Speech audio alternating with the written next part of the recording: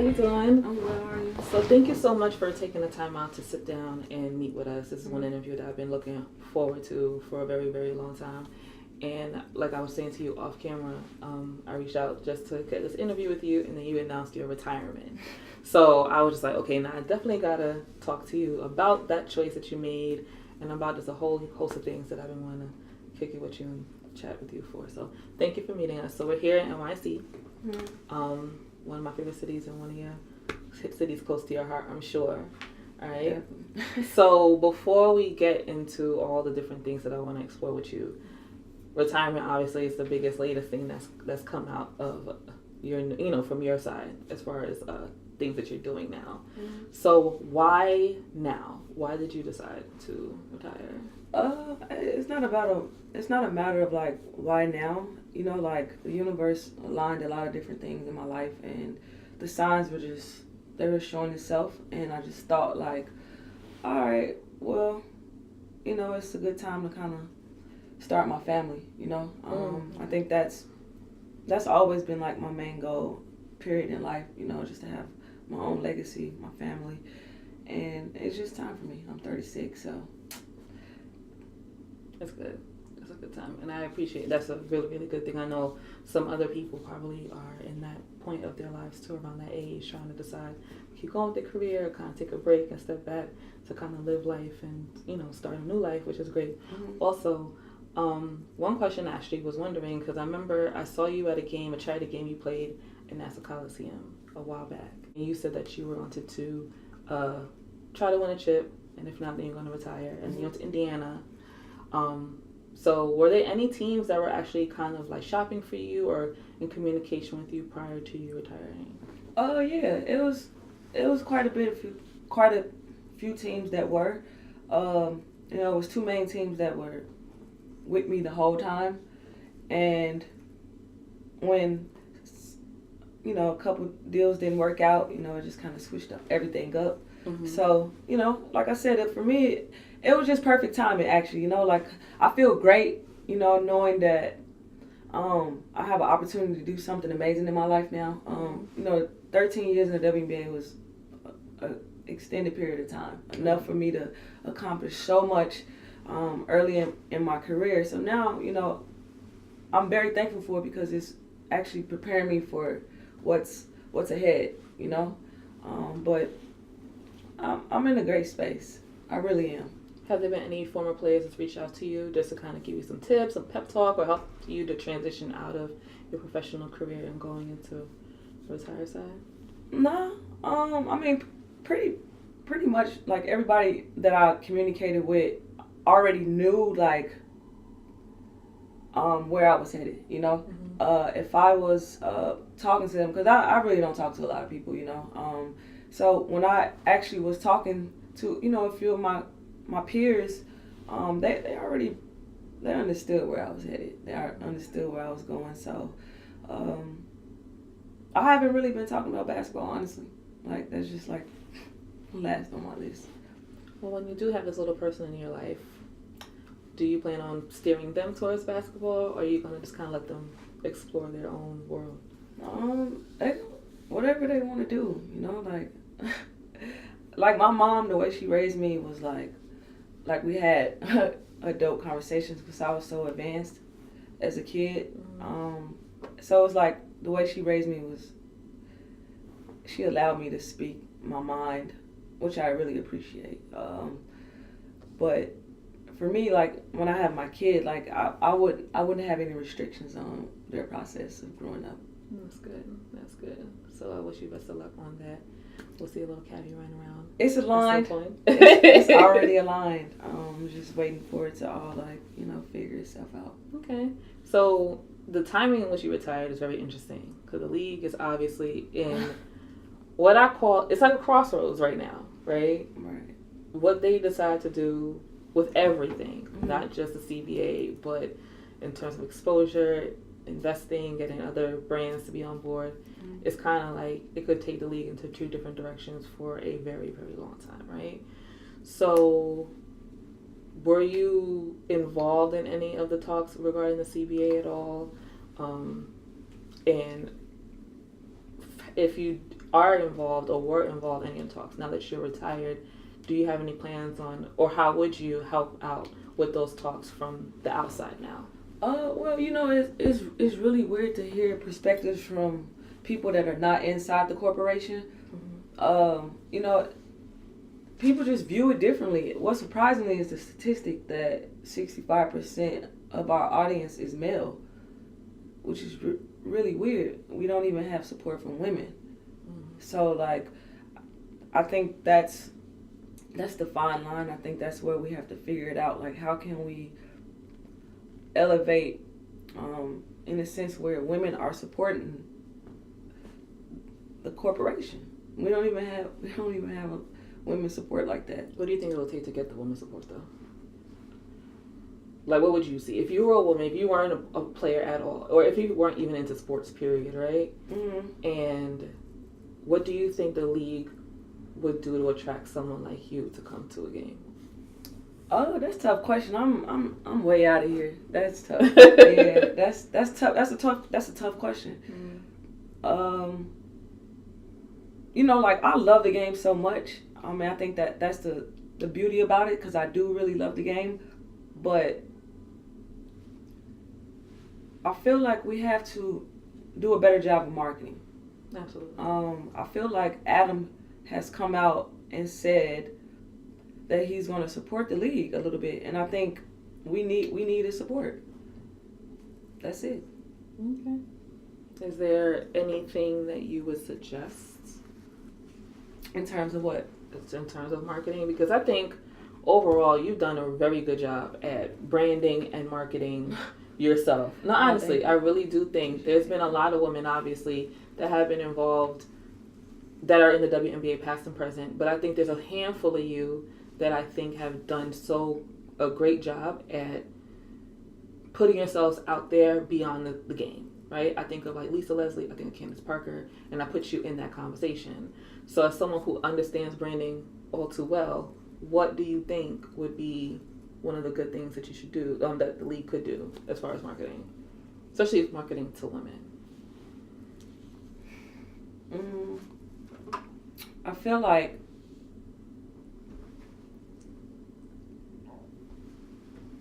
we have to, obviously I look at the viewership, right? We went from 86,000 views last year to 114,000. That's impressive. Merchandise went up 50%. We just got to continue to build that. We need the NBA to back us up. I think if we can figure out this CBA deal, we could elevate the business another 25 years. The numbers are there statistic wise. It says that we are the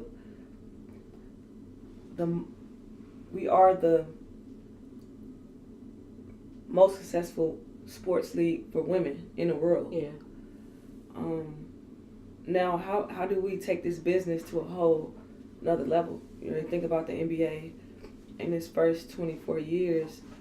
We're way ahead. Yeah. So now it's just trying to get the rest of the world to understand women's basketball and to like it, specifically women that are not into sports. Well, I know they got the new deal with CBS. That's a big deal. Any TV deal is huge. Right, especially if you could have multiple TV deals. Absolutely. So multiple ways for people to find things. So I think they're headed in the right direction. Like you said, that's a good point. The league is 23 years old this year, and they've, in terms of strides and accomplishments, they're way ahead of their male counterparts that have been there for a long time. And I think people need to see that. And I think, the generation that we're in now, everybody wants to see things fast. So, like, if it's not what you're doing right now, they don't take anything else into consideration. But it's a process, and that's why I think the CBA is so important, because I think that's going to really set the tone for long term where the league goes. Yeah, I agree. I think education is crucial. I think we have to do a great job of, from a leadership standpoint, we have to educate players that are in the WNBA. Because a lot of them not even educated about what a CBA is. They don't even know. They have no clue, no idea. So I don't know. I think we'll figure it out. I'm not nervous about it. I think it's first we find another a WNBA president. That's one. Yes, I agree. But you know, I think Adam, he's moving in the right direction. His daughter wants to play in the WNBA. She's publicly said it. So I think he want her to be able to dream. I'm sure of that. You know, Kobe is involved because his daughters. You know, they publicly said they want to play in the WNBA. They want to go to UConn. Like, we have a lot of players. You know, LeBron James. You know, Dwayne Wade. He already said his daughter. Like, it's Stephen Curry. You know, like, it could be a bright future. You know, I think right now we just got to take the baby steps, and I think education is crucial. Would you ever throw your name in that president hat? The presidential race at some point? Not now. But. Nah, I don't. For me, like, I think mentorship and helping the next generation accomplish or see that they can accomplish playing in the WNBA. Because a lot of the young talent don't even understand, like, they see the vision, but they don't even understand, like, how easy it is to get there, you know? So, for me, like, I want to provide that space for them to allow them to continue to dream. And I think you are. I think you lead by example. So, everything that you've done, I know there's a lot of girls that look up to you. I'm not coming to the league. And we'll touch base on some of the new girls later on, but I want to dive right into what you got going on, right? This off season, every off season, you're busy. You got a whole lot going on. So there's certain things that stuck out to me this off season that I want to just touch base with you about, see what was going on. Number one, you were a participant in Kobe Bryant's Mamba Academy. Mm-hmm. So how did that come about? You know, what's your relationship like with Kobe, and how did that come about, and what was the experience like? Kobe, that's like our brother. We first met in 2008 during the Olympics, so we knew that, you know, we would be in each other's lives for a long period of time. And it's just so crazy that his daughters are so in tune with women's basketball. Like, they're really like serious about it, you know, like. And for me, like, he wants his daughter to see different types of women basketball players, not just one picture of them. You know, like me, when you look at me, a lot of times I'm like dubbed the AI of the WNBA, you know. So, like, for young ladies to be able to see that it's so many different type of people that play basketball, but still are women, you know, like, I think that's crucial for the next generation. So what was the takeaway, like, working with the young ladies and the young kids that were there? What was that like? They were like head over heels of Kobe. They wasn't paying me no attention unless Kobe was paying me attention. So it's like, I mean, any girl will be that way. You know, Kobe's a very handsome man and very friendly, good conversation. Kobe, I'm looking forward to that one-on-one too. You gave me 2 months. I'm waiting. All right. So, do you see yourself doing more things like that? Not just with Kobe, but if there were any other players, whether it's WNBA, NBA players, or even for yourself, do you see yourself going down that route now that you have? I don't want to coach. Okay. I would love to continue to be a mentor for young ladies. You know, like, I love to train. I love to work out. So, a lot of the younger girls that really look up to me, they always want to get in the gym with me. So, if I could do that, you know, part-time, I'm cool with that. I don't have a problem with that at all, because that's like quick 1-2 hours in the gym, you know. You know, I recently took a trip to Indonesia, and I worked with a group of young ladies from the Indonesian national team, and it was an amazing experience. Like, they really changed my life, and trips like that I don't mind doing at all. So you don't mind going into the overseas world, like overseas, and I mean, obviously you played overseas, so right. Going back now to give back versus I love to travel. I love to I love to experience different cultures, and I'm super excited for any opportunity that comes my way to help these young ladies, because at the end of the day, that's all it's about. awesome. And when you went to LA, actually, let me backtrack. You did a podcast interview. I don't remember the podcast. I feel so horrible. I will look it up and I will tag it. But you did a podcast interview, and it was around the time that you went to LA. And I know you were talking about how coming to New York, your fashion business, Four Seasons Style Management, was influential in why you decided to come from Phoenix to New York. Mm-hmm. And then you wanted to expand, so that's why you decided to go to LA. So what was it like working in LA? I know that you did some stuff with Priority Records, if I'm not mistaken. Mm-hmm. You did some stuff with them. So what were some things that you were doing in LA that people may not know about, or that maybe explanation of some things that people maybe saw versus on social media?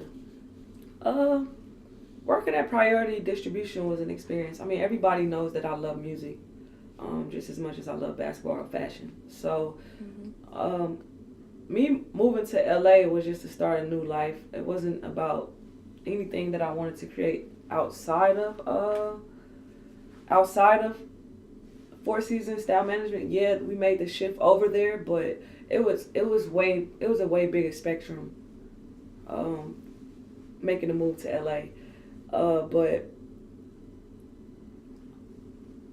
hopefully, from my learning experience, being at Priority Distribution, I will be able to, I want to do A&R of some sort, or management of an artist, but just trying to figure it out, taking one day at a time. That's all I really can do. So however it plays out, I mean, it's going to play out the right way. What kind of music would you specialize in? I love every genre. There's no specialization of any sort of music. Whatever feels good to my soul, whatever makes me move, then I know it's a hit. You know what I mean? I just naturally have that gift, so I just want to make the most of it. Speaking of LA and about music, obviously Nipsey Hussle passed recently, and me, I guess being from the East Coast, never have been to LA before. Mm-hmm. I knew of his music. I listened to a couple of songs of his. I knew of some of the great work that he was doing, but I didn't understand how much the magnitude of what he meant to LA until his passing, when I'm just seeing so many people murals coming up within 24, 48 hours, seeing his family speak, people who knew him and everything like that. It's everybody has some kind of positive story to say about him. So I just want to know if you ever had any crossings with him or anything, and if just what are your thoughts about him leaving us so soon? I've been around Nipsey a few times. He's just a great dude. Like I said, his energy, it was if you was around, you could feel it, how powerful it was. Mm-hmm. He was a prophet. It was as clear as day. His mom and his father are a very religious family. Yes. And, they understood the moment. He had been preparing everybody for a long period of time. Just the way he moved his last few months, actually. He did it real subtle, but he made sure his family was well positioned, for sure. LA is just, it's one of them places, if you can make it in Hollywood, you connected. So, him and Laureen, they're like the king and queen of LA, because they crossed a boundary, they crossed red and blue. So that was really big for the city to see, and they were just a great example of what kings and queens should be like. Mm. And hopefully, for sure, his legacy is going to live on, and everything that he's going to redo. Everything that he already set up before his passing is just going to just keep going, and I just think that's remarkable. He said it's a lot of Nipseys out there. He said that. So, I think for anybody who's interested to know him and his legacy moving forward is just to look at his tapes. He was really talking about investing at the age of 17, when he was 17. So at that time, you have to realize, that was just far out of mind. Mm-hmm. It was just way out, Well, that's actually something that I've noticed that you've been into recently, which is great because that's what I wanted to touch on next, was about you and just entrepreneurship. I think you as an entrepreneur is something that many people, including myself, look up to because you have your hand in multiple different jars and everything like that. So speaking of investing, one thing I've noticed is that you on your social platforms are always putting out information regarding so much different things regarding investing in the stock market or within different companies. How did you get interested? What sparked that interest in investing, and have you invested into any companies as of yet? Oh yeah, I did a lot of deals actually. So I'm a partner with Rashawn Williams, who is like probably the most known African American VC in Silicon Valley. Okay. He started the Queenbridge Fund for Nas. So he's a very smart, intelligent guy. So he was doing master classes in Atlanta, and I just happened to go to one, which was actually important because it was like perfect timing because I had lost a lot of money in the company in Four Seasons because I was angel hair investing my own money. Okay. So, it was just about educating us. When you're able to bring in a large income stream, I think it's important that we invest, our money instead of spending it in the clubs. Right. So what industries would you suggest people to invest in, or what would you want to invest in, or what would you encourage people to invest in if they can? I think you should just have a balanced portfolio. I think, the younger you are, the riskier you should be. I think that's important. And we need to understand what financial literacy is. A lot of us are scared to even understand it when it's not even like a difficult thing to get. It's just a matter of like actually taking the time to like educate yourself. Like if you could spend 40, 50 minutes on Instagram every day, you could do the same thing watching like, Yahoo Finance or Bloomberg, you know what I mean? Right. And put the time in to kind of teach yourself and make yourself knowledgeable about building generational wealth, because that's, I think is crucial, stopping like these curses that we have in the African American community. And I think that's one thing we don't take serious is our finances and saving. Mm-hmm. And one thing it's pointing out is about, which I think is important, is your time is probably your most valuable asset, because you just said, instead of using your time to watch certain things or go to certain things or whatever, you could use that time more. You should, because like for me, like I my channel stays on one program, maybe two. What you want to say? Bloomberg. Okay. Yeah, I don't watch TV. That's not what I do. So. And the games, of course, though, I'm sure you watch. I'm not in a basketball state of mind right now. Like I transitioned into a whole different thing. My concern, like I said, is being a mentor, obviously helping with financial literacy, health and wellness, and having a family. I think those are my biggest things that I'm really concerned with right now. Okay. And you just mentioned you lost some money with 14 style management, right? I did. I don't want to obviously get into the logistics of that or anything personal like that, mm-hmm. but I think that's important and I appreciate you sharing that, because when it comes to entrepreneurship, especially with social media now, it's a highlight reel, right? So people see the positive, they see the successes, but they don't see, sometimes the moments that aren't too high or aren't too sweet, or that sometimes, with great wins, sometimes you might lose a little bit. So, I just appreciate you sharing that, because it just gives like a more well-rounded view on the good and the bad and the reality of being an entrepreneur and starting something for yourself that hasn't been done before. Yeah, any entrepreneur in your first 5 years, you're going to struggle. Like that's a known fact. It's not even like, it's not even a secret. The ingredient to success is to be able to acknowledge that you're going to lose. You're going to lose. That's what happens, and it's about really like focusing on the process. Like Emery told me a long time ago, just trust the process. So for me, that's just always been in my mind. Like no matter what happens in life, like, I'm just like, all right, it's supposed to be this way. I'm trusting the process. So what are some things that you are looking forward to doing now? Me, that you aren't doing already? I'm doing a lot of cool things. I'm just having fun in the sun, honestly. I'm just having fun. Fun in LA. But you know, just staying active, staying busy, staying on the scene. I think that's crucial. You know, I'm not a big bragger. You know, I'm very secretive, like private. I think it's better that way. You know, but yeah, I'm doing a lot of cool things. You know, what I feel like when I put it on social media, like, that's what's supposed to be on there. You know what I mean? Like, I don't like put every like single detail of who I meet or where I'm at.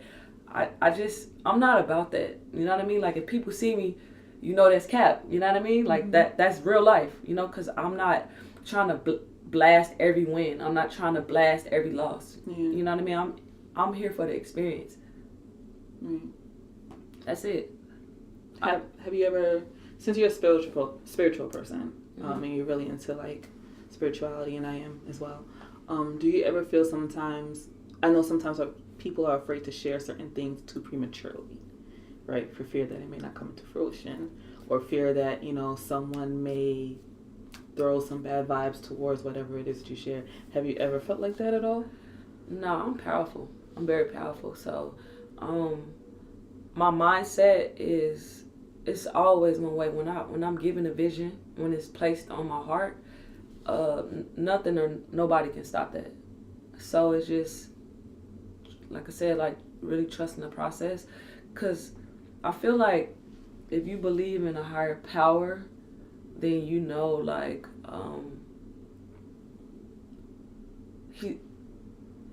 he's going to place it on your heart to accomplish it. And he's going to give you the right tools. He's going to give you everything you need to make whatever it is that, whatever your purpose or mission is, he's going to make sure it happens. And it's just a matter of keeping the right energies around you, you know, because you know if you vibe with a person the first 15 to 20 minutes, you know that. Like, everybody knows that. But I think we should be more in tune with that, because a lot of people are not in tune with energy. Like, and I don't understand, for the sake of me, like how people don't really pay attention to like good or bad vibes, you know, like, because you could feel it. I think maybe people have never been, that's a conversation maybe people don't have, right? Maybe people, not say they're taught how to, you know, sense a bad vibe or vibes in somebody else, but maybe that's something that some people maybe were never kind of taught to look out for, if that makes any sense. Well, yeah, that's discernment. That's something that you got to ask for. And discernment takes practice. It takes practice. If you have a mission or accomplishment, to accomplish something, then you need discernment to get there. Yeah. And I know that for a fact. Like, honestly, I wouldn't have been able to win my 2 championships with Diana if I didn't use my discernment. Yeah. Why you say that? Why? Because I had to listen to what my spirit was telling me about, you know, focusing. Maybe I shouldn't go out, you know. Maybe I should spend more time in the gym, you know, certain things like that. So just trusting your intuition, trusting yourself. Yeah, you are God, you know, you are. And once you tap into your higher self, you know, it makes life run smoothly. Okay. And last thing I want to ask you just about the whole entrepreneurship and, you know, being led in the right direction, discernment. You being an entrepreneur and being a black woman and a black athlete, you can probably find yourself in all sorts of different spaces, right? What do you mean? Like, just probably conversing with so many people from all different walks of life and everything like that. Being an athlete, traveling and playing overseas, being an entrepreneur, especially getting into finance and investing and these different areas that you're getting into now.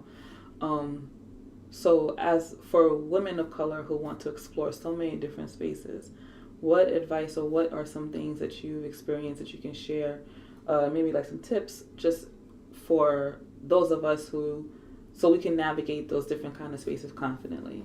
I think it's a matter of like knowing what your mission and purpose is first. That's first and foremost. Like, you have to know like what you're supposed to do. And for me, like, I know that I'm a very creative person, and my mind just is always thinking. So I have to be active like that. If not, then it makes me feel a certain way, which is not like pleasing to my soul.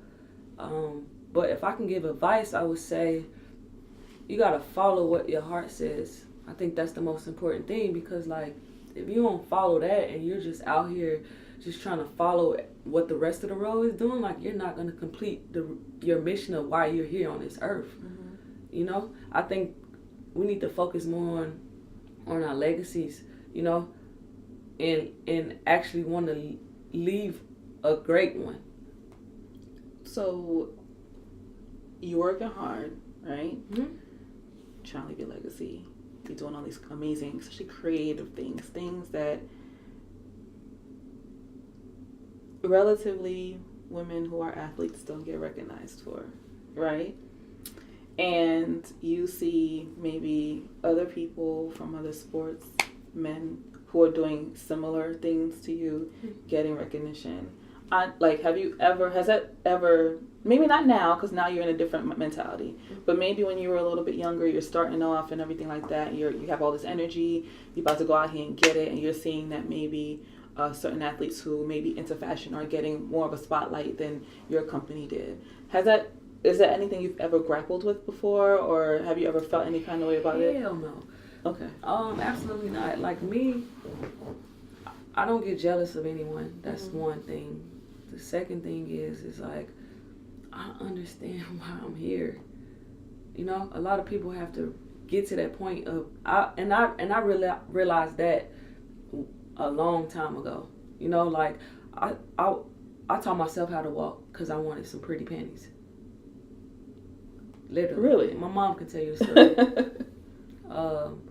That's an interesting story. She took me to the daycare. Everybody's looking for me. I'm with high school kids. I walked into there. But I walked literally, they brought me in the school, and I think I had like some walker or whatever, because I wasn't walking when they brought me in, but when they came and got me, nobody could find me, and I was literally walking with adults. So I think, you know, like, my mom and dad knew from a young age already how special I was, and I realized that when I went to Rutgers, actually, and obviously, you know, when you live a fast life, once you get to the professional level, it's easy to get distracted with certain things and have like a crowd of people around you. Like, I had a crowd of people around me every single day. Yeah. And it wasn't until I got a little older and a little mature, I realized that I'm better when I'm not catering to a lot of people that's around me, because I'm a natural giver. You know, I give to those who are around me because I want everybody happy. Yeah. So for me, it's just, if you're doing something positive, if you're making change in the right direction, like, I'm gonna support you. Like, I don't care, like if it's viewed as like you're shining more than me. I think that's like very immature, you know. Like, I've never been a person that's been in a box. Like, you can't put me in a box. You can't do that, because then if you put me in a box, then you're gonna get a result that you don't want to see. And I think everybody around me understood that, and they just wanted to see me win. You know, like, I feel like in life, like, you know, obviously you're gonna have haters, you're gonna have all that shit, but the key is to just stay focused. Mm-hmm. You know what I'm saying? Through all of it, just to stay focused. You're dropping so many gems in this interview. I can't even take it. I'm just I feel like I can't even keep up. I'm a realist. You know, Mm-hmm. like I'm here to speak facts only. I can't like, and anybody that knows me like personally know like I don't bullshit. Like I don't have like no small talk BS inside of me. Like it has to be either black or white. Like there's no gray areas about me. So like you're gonna get the honest truth, and sometimes a lot of people can't handle that. But that's just who I am, and I can't stop being who I am because of somebody else's like insecurity, you know. So yeah, I enjoy just being real because you know like transparency is lacking in our culture. Absolutely. You know what I mean? And I'm not just saying from like African Americans, but like the whole entire world. Like transparency is just, it's not where it should be. I agree with you. I think now people probably are afraid to just kind of keep it all the way. And that's very unfortunate. Right? It is unfortunate. But they got people like you who keep it real, and there's people who look up to you that will be inspired to just be their authentic selves. That's all I can hope for real. That's all I can hope for. That's it, you know? I feel like if I can reach one person, I'm cool with that. That satisfies my whole being. Well, speaking of reaching people, we're going to circle back to the ladies of the WNBA real quick, all right? I've always wanted to know which player in the league now, or someone who got drafted, right? Which player reminds you of yourself? That's hard to say because I don't even know none of these kids coming out of college. But I could tell you, Diamond DeShields, I feel like has the potential to be the Michael Jordan of the WNBA. Really?